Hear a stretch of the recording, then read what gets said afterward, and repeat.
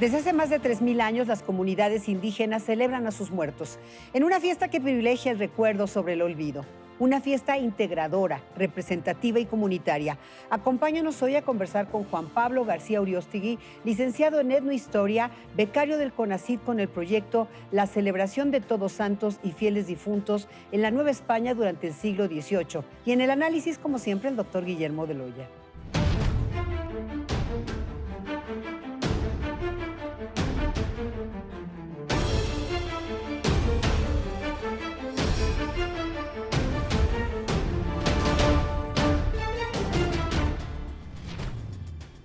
Juan Pablo García Uriostegui, muchísimas gracias. Y bueno, la primera pregunta es, ¿cuál es el origen de esta tradición? ¿Es de tiempos prehispánicos? ¿Dónde nace? Bueno, la celebración del Día de Muertos, como se ha repetido en múltiples ocasiones, que tiene orígenes prehispánicos, pero realmente no. Es una mezcla de diferentes festividades que vienen desde Europa, que se establecen desde muy tempranamente en Roma y posteriormente pasan a todo el resto de la cristiandad. En el siglo XII se establecen. Hay que tomar en cuenta que son dos festividades, la festividad de Todos Santos y la de Fieles Difuntos. Posteriormente, al llegar a Nueva España, al llegar a México en el siglo XVI, la festividad es expandida, pero es a finales del siglo XVI propiamente, después del Tercer Concilio Provincial, que la festividad empieza a tomar otro ritmo y se empieza a difundir en todas las regiones de México. Y es muy particular, ya que se manifiesta de diferentes maneras. Las ofrendas de Días de Muertos, ¿qué características tienen que justamente hagan alusión a digamos, esta conjugación tanto de Europa como en la época prehispánica? ¿Qué contienen las ofrendas que nos hagan pensar en el origen de la tradición de Todos Santos de los fieles difuntos? Bueno, el hecho de ofrendar y la forma de ofrendar eh, es totalmente mesoamericana. Ujú. Sí, eso es completamente mesoamericano, pero es muy interesante ya que las ofrendas no se realizan en México de la manera en la que lo conocemos hasta el siglo XIX, sino simplemente se colocaban ciertos alimentos, ciertas frutas, ciertos dulces y panes en las iglesias y posteriormente se llevaban a los hogares. No existía el espacio de la ofrenda propiamente, ni Mm. tampoco la disposición de los cementerios. Es hasta finales del siglo XVIII y el siglo XIX donde se empieza a introducir esta forma en la que conocemos la ofrenda. En relación a los elementos, justo tenemos una serie de elementos como nacionales y muy de temporada, que se empiezan a gestar y se empiezan a transformar y se empiezan a colocar para hacer alusión a que son tradicionales hasta finales del siglo XIX. Pero como tal, el hecho de ofrendar sí es una manera muy indígena de una corriente muy mesoamericana. De la Ujú. parte del cristianismo europeo, tenemos toda esta cuestión de la luz, de la cera, que es muy importante para acompañar y para el descanso del difunto, más allá de las imágenes religiosas, ¿no? El Mm. tema de los alimentos y de las comidas obviamente va a variar según la región y va a variar según qué tanto se tenía alcance a. Ahí siempre hemos pensado que todo México es homogéneo y tiene alcance y ponían pan y ponían frutas. No, esto varía mucho según el tipo de región y el tipo de creencia. De región. Menciónanos, por ejemplo, aunque hay un montón de culturas indígenas, alguna diferencia sustancial de lo que conocemos, y te lo pregunto a propósito, por ejemplo, en la Ciudad de México y de cómo se montan las ofrendas, que como sabes, bueno, hay un montón de exposiciones por estos días, pero ¿cuáles podrías recordar de todas estas diversidades? ¿Alguna que le pudieras compartir al público? Claro, por ejemplo, vamos a agarrar a macroregiones. Ujú. Tenemos todo lo que es la península de Yucatán, que dentro de las prácticas y rituales funerarios sacan los restos de sus difuntos los limpian y los vuelven a poner sobre servilletas. En cuestiones de la comida, hacen, bueno, la festividad se llama Hanal Pishan y hacen un pib. El pib es una comida que se hace a tierra, en hornos de tierra, que contiene pollo y que contiene cerdo. Ujú. Por ejemplo, en la Sierra Norte de Puebla, y que es ya parte hacia la entrada hacia la Huasteca, y es toda esa macroregión de la Huasteca, igualmente se realizan diferentes platillos. Tenemos el famoso zacahuil, que es un tamal ritual, que solamente se hacía, ahorita en la actualidad se hace en varias festividades, pero anteriormente solo se hacía para ciertas festividades. Y en cuestiones de la ofrenda, hacen ofrendas bastante grandes, arcadas bastante grandes, este, y existe una serie de músicas y cantos rituales muy particulares.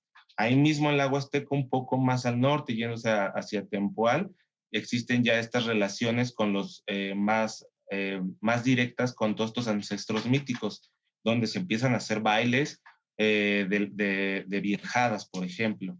Ujú. Eh, si nos vamos igualmente hacia Michoacán, que es algo de lo que regularmente se ve más, tenemos todas estas velaciones que se generan en la noche, ¿no? Ujú. Entonces, como nos podemos dar cuenta, México tiene muchísima diversidad y eso es algo bien interesante, ¿no? Hay 68 grupos etnolingüísticos, de los cuales cada uno tiene su forma de festejar a los muertos y en diferentes momentos del calendario agrícola. La diversidad, digamos, ahí, ¿cómo se valora desde tu perspectiva? Las tradiciones constantemente se están transformando y Ujú, están cambiando. Eh, en México, en la Ciudad de México, al ser el receptáculo de todas, unifica.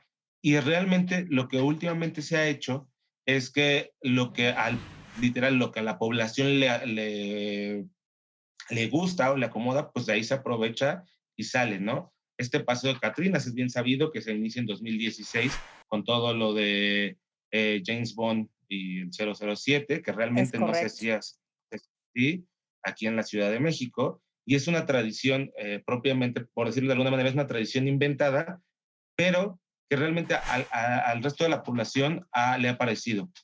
La Catrina, el símbolo de la Catrina. La Catrina es como muy común en estas épocas, se le atribuyen mucho a José Guadalupe Posada, cuando no va por ahí. La Ujú, Catrina propiamente, la que conocemos, la hace Diego Rivera. ujú. Posada dibuja a una garbancera y Posada no lo hace con esa intención, porque muchos hablan de la sátira de Posada. No, Posada era un grabador que su oficio era hacer ese tipo de ilustraciones. Si uno llegaba y le pedía, lo hacía. No lo hacía con una intención política. Quien le Claro. daba la intención política eran los dueños del periódico. La Catrina sale un año después de la muerte de Posada. Posada muere, bueno, sale en el mismo año y Posada muere en enero, y la Catrina sale en noviembre de ese año. Y es hasta años después Ya. que Diego Rivera la pinta en una tarde dominicana en la Alameda, pero se ha vuelto un símbolo muy importante para la celebración, ¿no? O sea, es algo que comento constantemente, ¿no? La historia es una y cómo se vienen desarrollando es otra cosa, y las prácticas actuales y los símbolos que la población actualmente asume como parte de Sí. son completamente diferentes. Te agradecemos mucho, Juan Pablo García Uriostegui, que nos hayas platicado al respecto. No, muchísimas gracias a ustedes por invitarme y un saludo a todos. Muchas gracias. Bueno, vamos a un primer análisis con el doctor Guillermo Beloya. Considerado como patrimonio oral e intangible por la Organización de las Naciones Unidas para la Educación, la Ciencia y la Cultura, y tradición milenaria celebrada mucho antes de la llegada de los españoles. Existen registros de celebraciones de este tipo en las culturas mexica, totonaca, purépecha y maya, con las cuales se honraba y se le daba un culto a la muerte en la última semana de octubre y la primera de noviembre. Una bella tradición en ese viaje al Mictlán que se recoge hasta nuestros días es una ocasión de unión e identidad entre los mexicanos. Celebraremos la vida a través de honrar la muerte. Guillermo Beloya, bienvenido como Mi siempre. querida Estela, siempre es un privilegio estar Oye, contigo. pues nos dice el historiador, y yo le pregunté que si surgen los tiempos prehispánicos. Él dice que no. Yo os difiero totalmente, porque bueno, si te vas a las fuentes de información, por ejemplo, Fray Bernardino de Sahagún en su Historia General de las Cosas de la Nueva España, Bernal Díaz del Castillo, todos refieren una fiesta que da honra y culto a la muerte en la última semana, por aproximadamente de octubre, y donde se trata de ejemplificar y de glorificar ese viaje al Mictlán. La tenían la cultura mexica, por supuesto, pues qué saber de los zompantlis que fueron encontrados aquí en el Templo Mayor, que es una veneración a la muerte de manera muy clara. Los purépechas, los totonacas, los mayas, todos tienen referencias que se volvió de alguna suerte un sincretismo con la religión por parte de lo que fue el proceso de colonización, pero por supuesto que teníamos como pueblos prehispánicos, teníamos absolutamente una cultura que honraba la muerte. Ahora, pues bueno, tenemos expresiones hasta como la que mencionó del desfile de la Ciudad de México, que no sé si tú lo viste, y para los fans de James Bond es una cuestión maravillosa, esa escena inicial de Spectre. Pero yo estoy en desacuerdo por esa simple razón. Creo que hay que verlo en las fuentes históricas y pues, evidentemente en toda la evidencia que tenemos. Bueno, pues como dices, está documentado, pero es interesante esta otra visión que tienen los etnohistoriadores, ¿verdad? Pero qué bueno que nos recuerdas estos libros para realmente ubicarlo, como sabe la mayor parte de la gente que data de tiempos prehispánicos. Pero, pues bueno, además es una de las festividades. Yo ya no le pregunté al etnohistoriador, además experto en este tema, pero Guillermo, sí es quizá la tradición, la celebración más importante, de las más importantes del mundo. Sin duda. Yo creo que, a fin de cuentas, lo que se ha venido a significar de la muerte, también hay que decirlo, en tiempos recientes por la pandemia, que pues bueno, es una situación que nos acerca de alguna manera al evento inevitable. Creo que ahora en este 2021 tendremos que resignificarlo y tendremos que celebrarlo de manera distinta. Pues bueno, ya tenemos anunciados estos festivales tan grandes que pues bueno, se llevarán a cabo en varias ciudades del país, pero también hay que verlo en la parte de lo que significa económicamente. Nada más la ANPEC reportó que en 2020, cuando no hubo la posibilidad de las celebraciones que se dan normalmente en todos los lugares, por ejemplo, en Mérida, ya lo mencionaban, en Oaxaca, que son muchos lugares, aquí mismo en la Ciudad de México, en Mixquic. Esta situación representó una caída del 75% de las ventas que habitualmente se hacen en respecto de la fiesta y la festividad de muerte. Oye, Guillermo, por cierto, cuando te preguntaba que sí, qué tan importante es la conmemoración, pues fue declarada Patrimonio Cultural y Material de la Humanidad. Claro, muy importante. Muchos pensarían que es una cuestión menor y no es así. Fíjate que desde 2001, donde se incluyen los primeros 19 proyectos, los 19 declaratorias de patrimonio oral, a partir de ahí nosotros nos incorporamos con la celebración del Día de Muertos en 2003. Pero ya en 2005 se hace una convención que enlista aquel patrimonio oral cultural de la humanidad o intangible de la humanidad, y en donde la propia UNESCO te da la posibilidad del acceso a distintos fondos. Eso es bien importante. Y a propósito, ¿te parece si vemos justamente este tuit que nos menciona la importancia, lo acabas de mencionar de forma correcta, de preservar esta tradición, pero incluso más allá de nuestras fronteras? O sea, en Estados Unidos, por ejemplo, que es al que alude específicamente este tuit. Bueno, qué decir de la comunidad hispana y de la comunidad mexicana que habita los Estados Unidos, o sea, lugares de altas concentraciones, incluso de poblanos como en Nueva York. A mí me tocó en alguna oportunidad, Puebla, York, de estar allá precisamente un día 31 de octubre. Y la verdad es que es una celebración muy nutrida, donde pues yo creo que nos pasa como la canción mixteca, ¿no? Que lejos estoy del pueblo donde he nacido, y se siente la nostalgia y se celebra también con mayor, y que también hay que decirlo, con un sincretismo de la cultura estadounidense, ¿no? Un poquito dado al Halloween. Y cosas así. Muchas gracias. Gracias, Estela, a tus órdenes. Y gracias a usted por acompañarnos en una emisión más de Ruta ADN 40.